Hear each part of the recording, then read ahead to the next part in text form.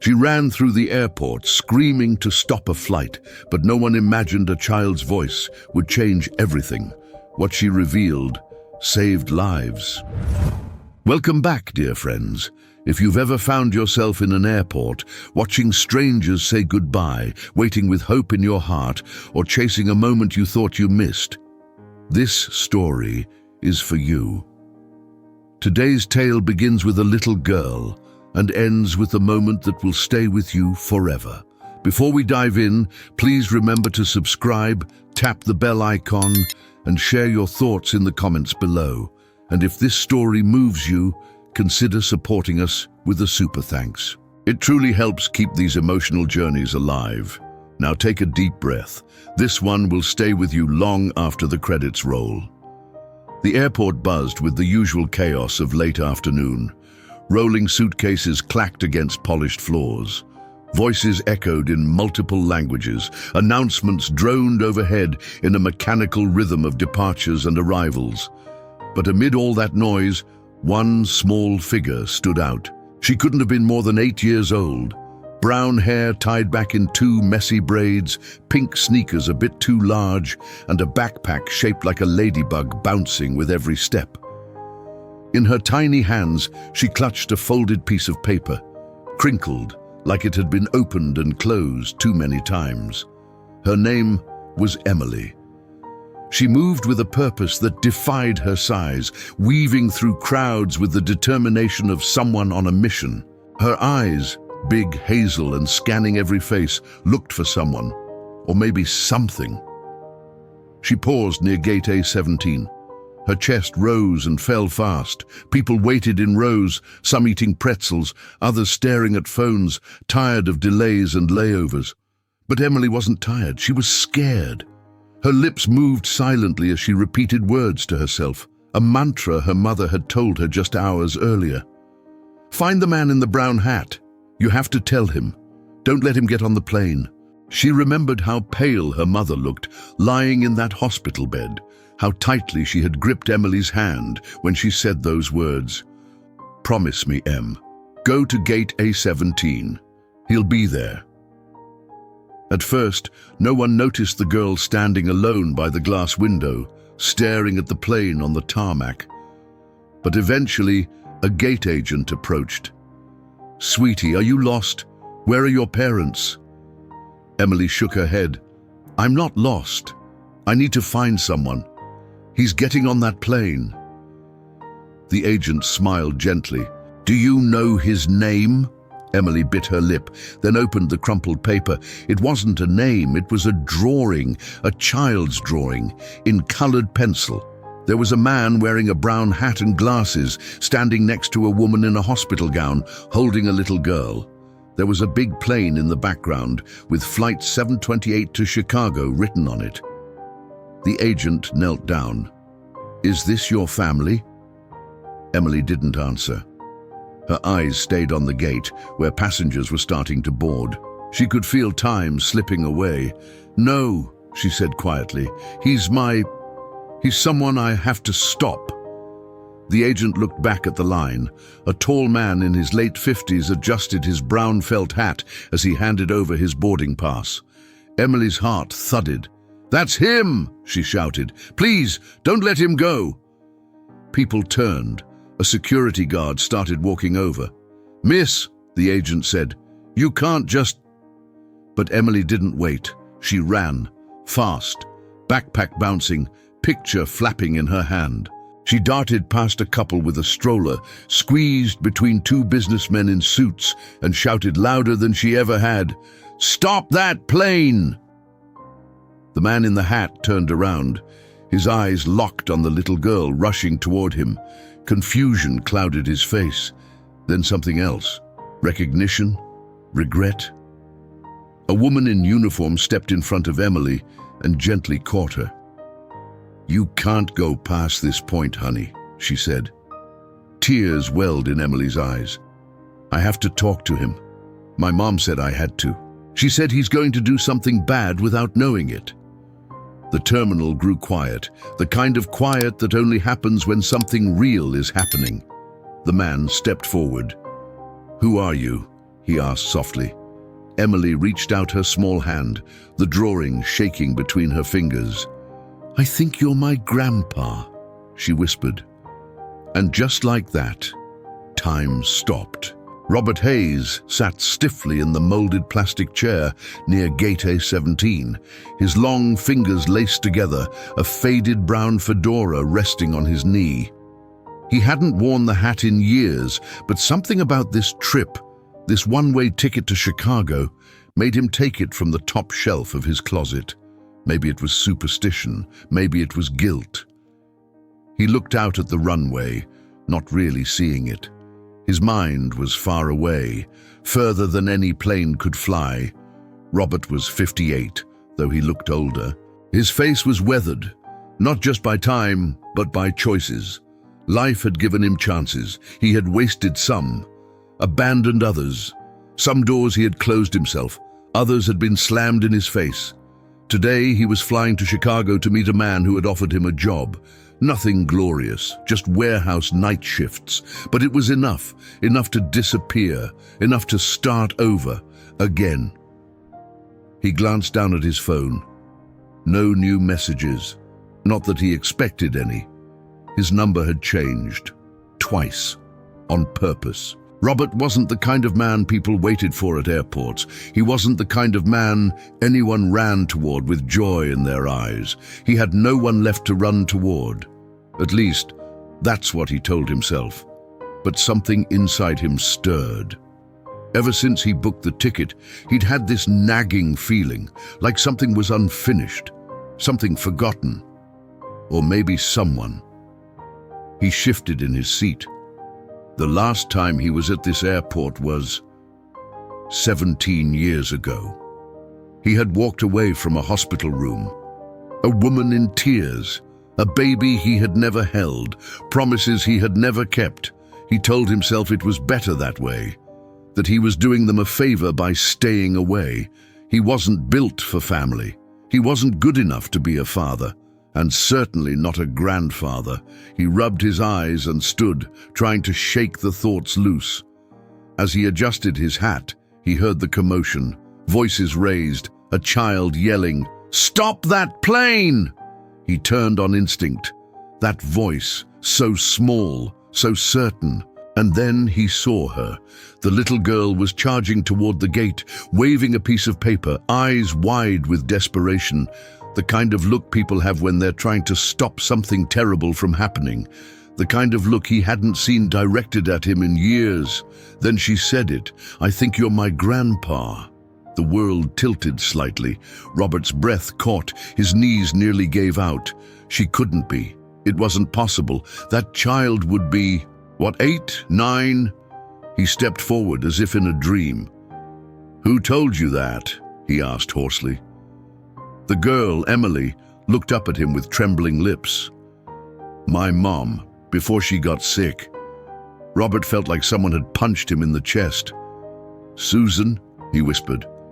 Emily nodded. "She's in the hospital. She said I had to find you before you got on the plane, that something bad would happen if I didn't." Robert's hands shook. He didn't believe in signs. Not really. But this wasn't coincidence. People around them stared, but he didn't care. The walls of the airport seemed to close in. The years he had spent running came rushing back like a wave. He knelt in front of the girl. "Do you have something for me?" She slowly unfolded the drawing. Robert took it with trembling fingers. It was him, his old hat, his face, drawn with careful detail. And Susan, smiling despite her hospital gown, holding this same little girl. Underneath, in crayon, were the words, "Find Grandpa, he needs to know." Robert couldn't breathe. "What is it I need to know?" he asked softly. Emily's voice cracked. "She said you were going to get on that plane and not come back. And then something terrible would happen." He stared at the plane, at the people still boarding, then back at the drawing. What had Susan meant? And why did it suddenly feel like everything in his life had led to this exact moment? The smell of antiseptic lingered in the hospital room, mixing with the faint sweetness of flowers someone had left days ago. The blinds were half drawn, letting in slivers of afternoon light that danced across the pale blue sheets. Susan lay propped up on pillows, her face thinner than it had been just a few months ago. Her eyes, once vibrant green, now carried the weight of years and the haze of heavy medication. Yet when she looked at Emily, they still sparkled with something deeper than pain, something fiercely protective. Emily sat curled up beside her, holding her mother's hand, small fingers entwined with larger, frailer ones. "Mommy," she whispered, "are you going to get better?" Susan smiled, but it trembled at the edges. "I'm going to try, sweet pea. But just in case, I need you to be very brave for me." Emily blinked, not fully understanding, the way children don't until life makes them. She nodded anyway, because that's what brave people do. Susan reached over to the nightstand, struggling a bit, and pulled out a folded sheet of paper. The drawing. The one she and Emily had made together just a few nights before, when Susan couldn't sleep and needed to keep her hands moving, her mind focused. "Do you remember the man I told you about? The one with the brown hat?" Emily nodded. "You said he was your dad, but you don't talk about him much." Susan's face darkened, but only for a moment. "I didn't talk about him because for a long time I didn't know what to feel. He left before you were born, before I could tell him about you. But I think..." She paused, swallowing hard. "I think he deserves to know, before it's too late." Emily leaned closer. "But how will I find him?" Susan gave a faint laugh, part joy, part sorrow. "He's predictable, my father. Always wore the same old hat, loved routine. I found his name on a standby list. He's flying out of Terminal C tomorrow afternoon. Flight 728 to Chicago." She coughed and her grip tightened. "Go there, Emmy. Find him. Give him this picture. Tell him I forgive him." Tears welled in Emily's eyes. "But I don't know him." Susan reached out, brushing the hair from her daughter's face. "You don't have to know someone to love them, and sometimes a single word, spoken at the right moment, can change everything." Her voice grew weaker. "I think he's in danger, Emmy. I don't know why. It's just a feeling, like if he gets on that plane, something awful will happen. You have to stop him." "But I'm just a kid," Emily whispered. Susan smiled one last time, tears slipping from the corners of her eyes. "Sometimes it takes a child to do what grown-ups can't." And then her hand loosened. The machines kept beeping. The world kept spinning. But in Emily's chest, something settled like a stone, heavy, solid, unshakable. She didn't sleep that night. Instead, she packed her little ladybug backpack. She tucked in the drawing, the words of her mother still ringing in her ears. "Find Grandpa. He needs to know." And by morning, she was on her way to the airport. The terminal buzzed with the muted impatience of travelers inching toward boarding. The digital sign above Gate A17 flashed, "Final boarding. Flight 728 to Chicago." A flight attendant smiled routinely as she scanned tickets, unaware that a storm, small, fierce and unexpected, was building just feet away. Emily's voice had cut through the hum like a fire alarm. "Stop that plane!"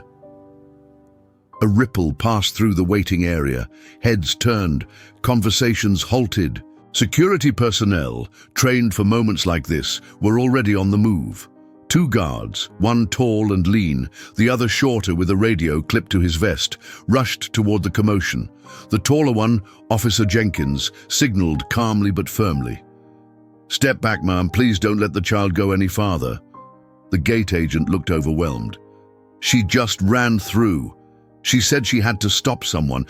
She's alone." Emily was crying now, not from fear but frustration. "He's getting on the plane," she insisted. "My mom said something terrible's going to happen if he does.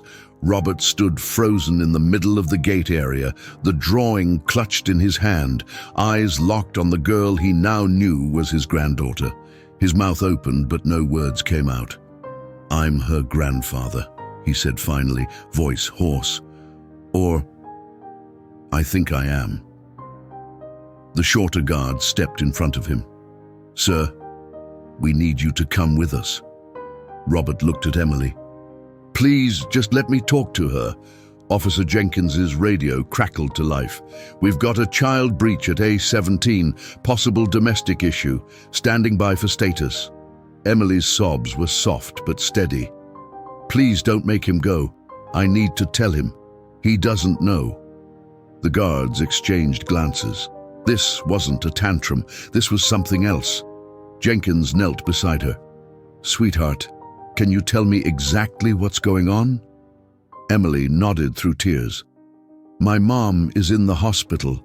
She's really sick. She said Grandpa had to know before he got on that plane. She said he's going to get hurt, or someone else will." Her voice cracked. "She said it was a feeling, like something terrible is waiting up there, and if I didn't tell him, he'd never know the truth." The shorter guard frowned. "This sounds like family stuff. She shouldn't be alone." A woman from airport operations arrived, clipboard in hand. "Who's responsible for the child?" she asked sharply. "Is she with a guardian?"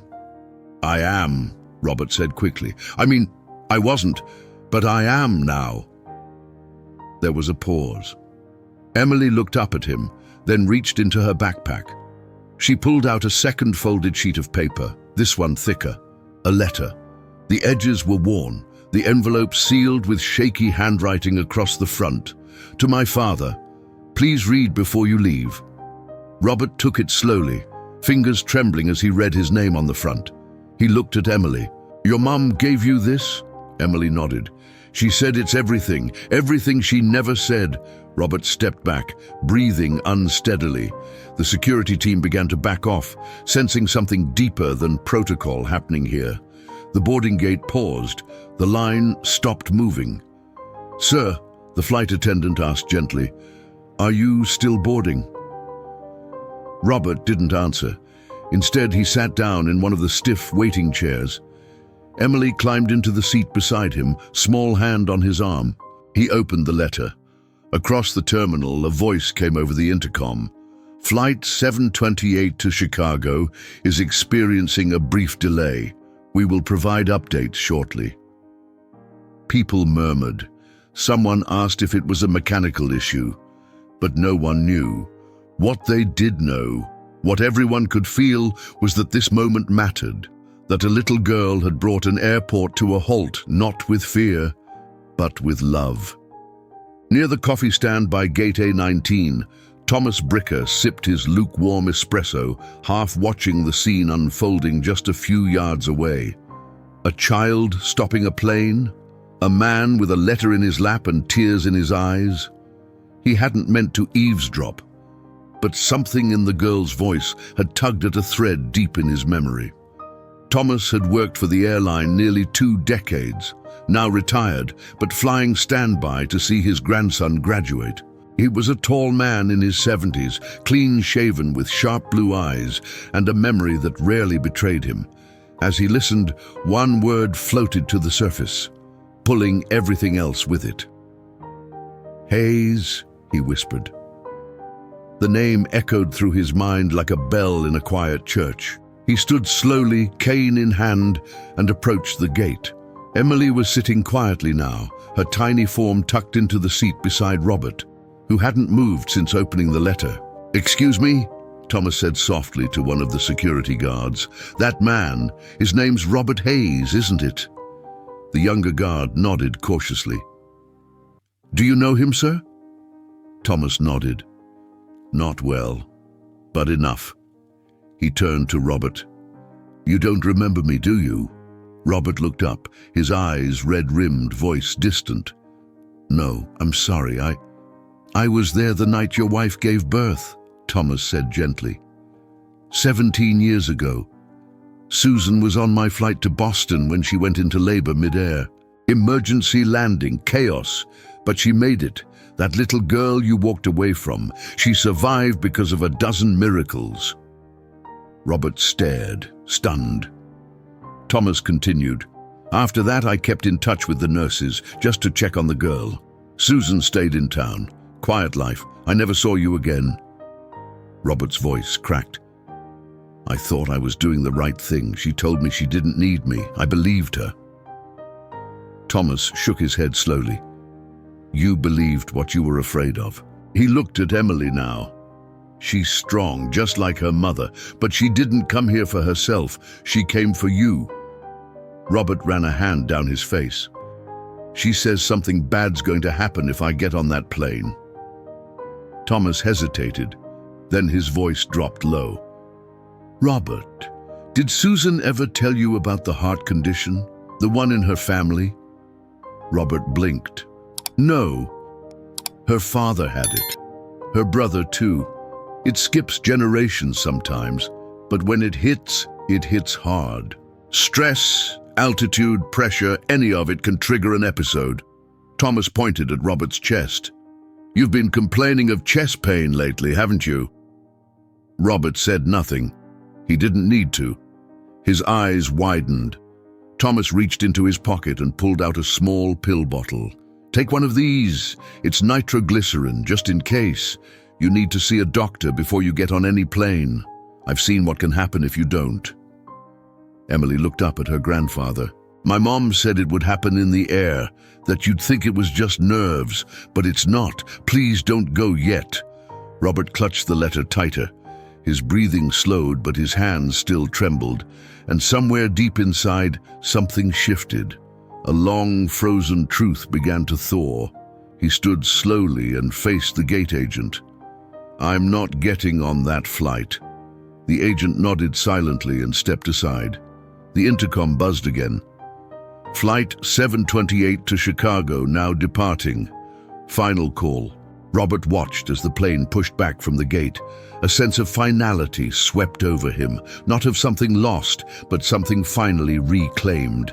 He turned to Emily, kneeling beside her. "You saved my life, little one, before I even deserved it." She smiled through tears. "Mom said everyone deserves a second chance." And as the plane disappeared into the sky, Robert Hayes realized he was exactly where he was supposed to be.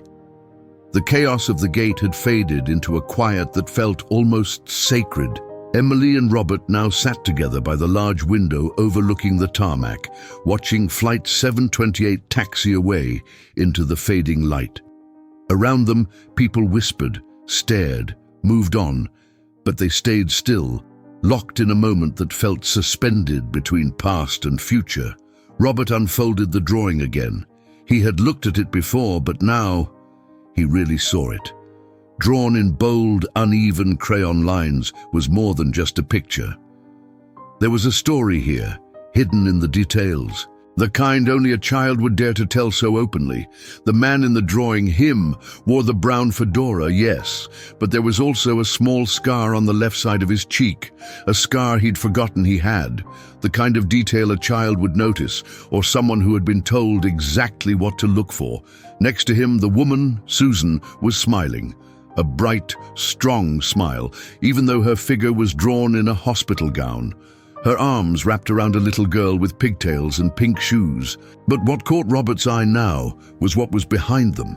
A clock. The hands were drawn in a clumsy circle pointing to 4:17, the kind of detail most people wouldn't think to include. But to a child, it meant something. "What does the clock mean?" he asked gently. Emily leaned closer. "That's the time Mommy told me she first saw you. She said you came into the hospital room just for a second. You didn't say anything, but you looked at her. Then you left." Robert stared at the drawing, his throat tightening. "I don't remember going in. She said you didn't speak, but she remembered your eyes. She said they looked like they wanted to say something." He closed his eyes. He remembered being outside the room, the crying, the panic. He remembered taking one step in, just one, seeing her, seeing the baby. Then fear had taken over. He hadn't known what to do. So he had done nothing. "She forgave you," Emily said softly. "That's why she made me draw this with her. She said sometimes pictures say more than words can." Robert turned the paper over. On the back, in Susan's handwriting, was a single sentence. "He never got the chance to be your father, but maybe he can be hers." His chest ached, not from fear now, but from a lifetime of silence breaking open. Emily reached into her backpack again. "There's more," she said. "Mommy gave me this too." She pulled out a photo, old, slightly bent, black and white. A young Susan as a girl, sitting on her father's shoulders. Robert's face was younger, smiling without burden.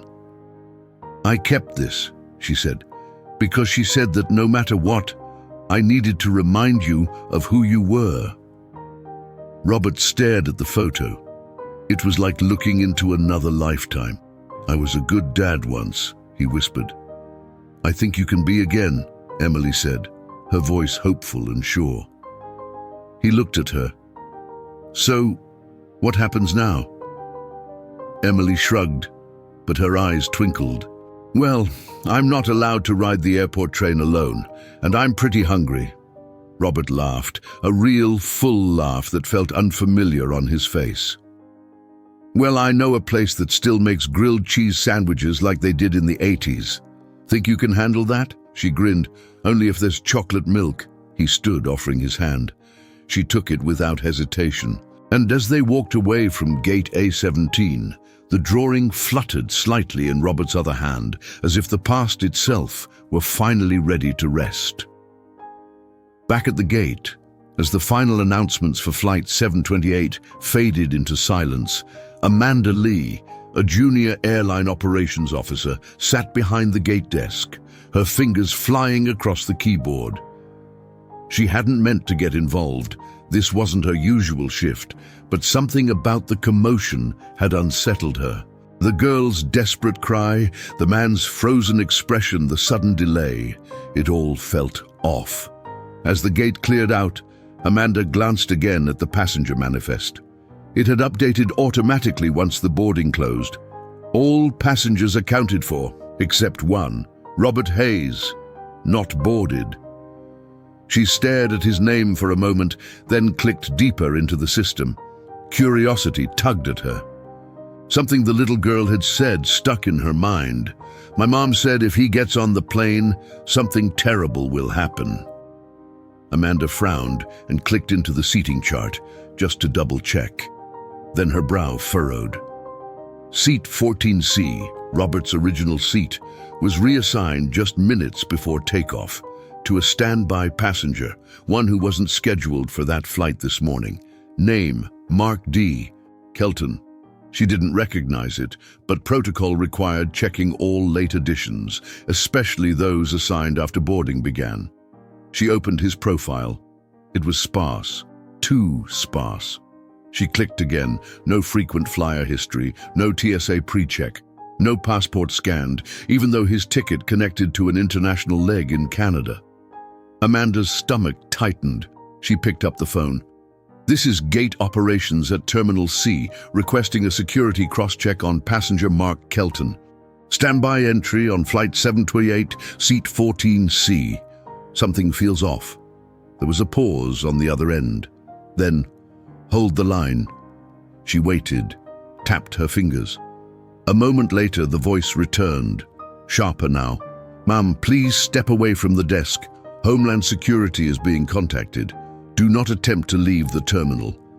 Amanda froze. "What's going on?" Another voice came through the receiver now. "That name is connected to a flagged alias. Possible explosives training.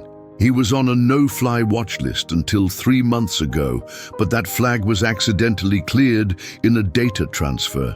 If he's on that flight, we've got a serious situation." Amanda felt the blood drain from her face. She turned to look out the window. Flight 728 had just begun taxiing toward the runway. "He's already on board," she said, barely above a whisper. The airport snapped into action. Radios came to life. Calls went out. Emergency protocols engaged. But Amanda could only think of one thing. The girl. She had stopped her grandfather from boarding, but in doing so, she may have unintentionally saved everyone on that flight. Amanda stood, heart pounding. She needed to find that child and the man who didn't get on the plane, because whatever had just happened, they were the reason it hadn't turned into something far worse. The loudspeaker crackled. "Attention all staff, immediate hold on runway activity requested. Gate A17, please respond." Robert and Emily had just finished their sandwiches at the small diner near Concourse C when a uniformed officer approached. Amanda Lee followed closely behind, her face pale but focused. "Mr. Hayes? Emily?" Amanda's voice was breathless. "You need to come with us, right now." Robert stood instinctively, placing his hand gently on Emily's back. "What's going on?" Amanda met his eyes. "We believe someone on Flight 728 may be a threat. We need to confirm something with your granddaughter." Robert's heart skipped. "Is the plane still airborne?" Amanda said. "But we've radioed the pilot. They're turning back." Emily looked up. "Is it because of him?" Amanda nodded slowly. "We think your warning might have just saved everyone on board." They were escorted through a back corridor and into a small briefing room, where officials from airport security and the FBI were already gathered. The atmosphere was electric, part tension, part awe. A woman in a dark suit leaned down in front of Emily. "Sweetheart, I know this is scary, but can you tell us exactly what your mum said to you?" Emily hesitated, looking at Robert. He gave her a small nod. "She said, my grandpa was going to get on a plane, and that something terrible would happen. She didn't know what. She just felt it." The room fell silent. Emily reached into her backpack again, pulling out a smaller drawing, one she hadn't shown before. It was a plane, but not just any plane. It was broken in two, smoke rising, people crying. Next to it, a tiny figure stood, a girl, holding a red heart. "She made me draw this," Emily said. "She said it would help me understand how important it was." The FBI agent glanced at Amanda, who nodded. "She described the standby passenger Mark Kelton before we said his name. She remembered hearing it once, years ago, at the hospital, when her mum was watching the news." Another agent chimed in. "Kelton's aliases are tied to former military demolitions units. It lines up." Robert sat down, overwhelmed. His hands trembled as he looked at the second drawing. "I almost got on that plane," he whispered. "I was sitting right next to that man." Emily looked at him, calm despite the chaos. "But you didn't." Another agent stood by the door. "We just got confirmation. Flight 728 is returning under escort. All passengers will be detained and questioned on arrival. If this is what we think it is, that little girl may have stopped a major disaster." The room went quiet again. Then Amanda stepped forward and knelt beside Emily. "Would you like to make an announcement?" she asked. "To the airport, so they know who helped keep them safe?" Emily blinked. "Me?" Amanda smiled. "You." A few minutes later, with help adjusting the microphone to her height, Emily stood behind the airport's main information desk, her voice echoing through terminals, food courts, and departure lounges. "Hi, my name is Emily. I'm 8. I just wanted to say, I didn't do anything special. I just listened to my mom. She's really sick. But she knew something was wrong, and she told me to find my grandpa and make sure he didn't get on that plane." A hush fell over the terminal. Emily continued, voice stronger now. She said that sometimes we feel things we can't explain, and that when you love someone, you have to protect them, even if you're scared.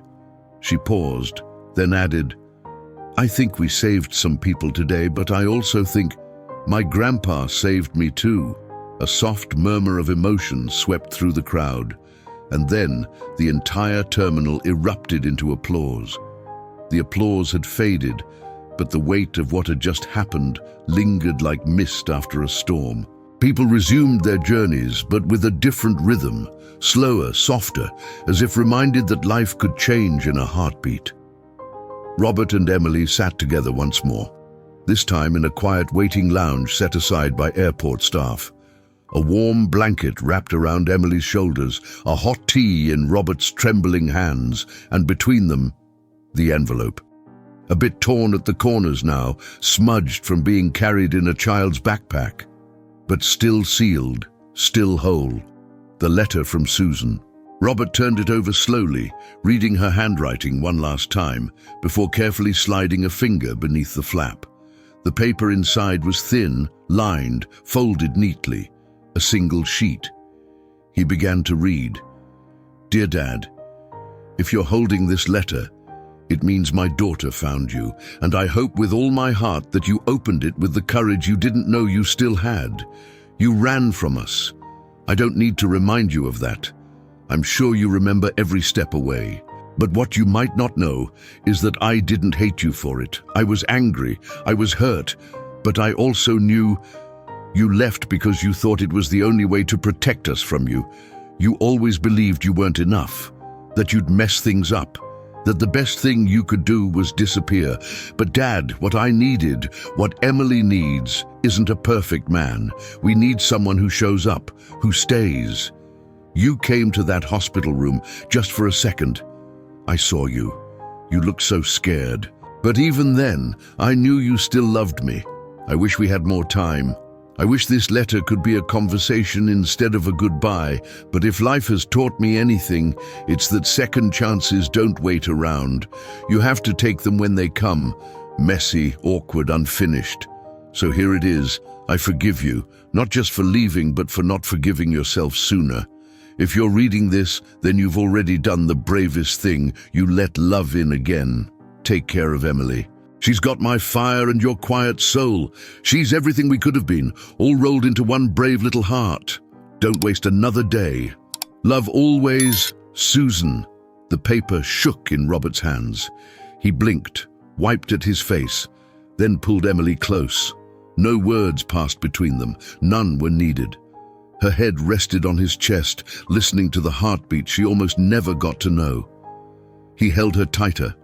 For the first time in years, Robert Hayes didn't feel like a man running from his past. He felt like someone walking toward his future. The airport was quieter now. The rush of boarding calls and flight delays had settled into a gentler rhythm. Outside, the sky had begun to blush with the soft oranges and purples of an approaching sunset. Robert and Emily walked slowly down a long, glass-walled corridor. She held his hand without hesitation now, her small fingers wrapped tightly around his, as if she had been waiting her whole life for this exact feeling. They didn't speak much. There was no need. In the span of hours, Robert had been pulled out of anonymity, wrapped in the arms of a past he thought he'd buried, and given something he hadn't realized he was missing. A reason, a purpose, a second chance. As they walked, people nodded at them. A few smiled. One woman wiped tears from her eyes. Emily had become a quiet hero, her drawing still clutched in one hand like a key to a future only she had seen. When they reached the central atrium, Amanda Lee was waiting. "We've confirmed everything," she said softly. "The man on that flight, Kelton, was flagged and taken into custody. Your granddaughter, she stopped something we may never fully understand." Robert nodded, still stunned. "Do we need to stay here?" Amanda shook her head. "No, you're free to go, but the world's going to want to hear this story. I just hope they hear it right." Emily looked up at her. "Can I go home now?" Amanda crouched beside her. "Yes, sweetheart. You can go anywhere you want." Robert hesitated. "I don't have a home, not anymore." Emily squeezed his hand. "You do now." That night, they didn't fly. They took a taxi to the hospital where Susan lay resting. She was weaker now, her voice barely above a whisper, but when she saw Robert walk into the room, Emily at his side, something in her face lit up that not even illness could dim. "Dad," she breathed. He walked to her bedside, took her hand, and for the first time in decades, let himself cry. "I read your letter," he said. "I'm not running anymore." She smiled faintly. "Good." Emily climbed into the bed beside her, and for a few precious hours, time stood still. No more regret, no more guilt, just a father, a daughter, and a granddaughter, all finally where they belonged.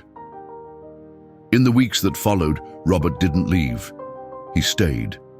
He cooked Emily breakfast, learned how to braid hair, sort of. He sat by Susan's bedside and read her old poetry out loud, words they'd once ignored, now filled with depth and beauty. And when Susan eventually passed, she did so with peace in her heart, knowing her daughter wasn't alone. Robert adopted Emily formally. A man once too broken to speak his truth now stood proudly beside her at school meetings, at recitals, and one day at a graduation podium where she spoke about courage, faith, and a drawing that once stopped a plane. Their story became known, shared in articles and news specials, but to them, the real miracle wasn't the plane that didn't crash. It was the family that didn't stay broken. Because sometimes, the most powerful rescues don't come from fire or steel, but from forgiveness and the boldness of a child's heart. What would you do if you had one last chance to make something right? Have you ever felt something in your heart so strong you just knew you had to act? Let us know in the comments, your stories, your moments, your second chances. If this story touched you, please support the channel with a super thanks.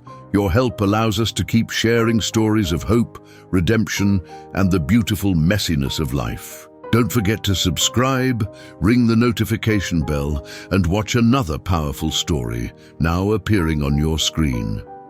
Thank you for flying with us today.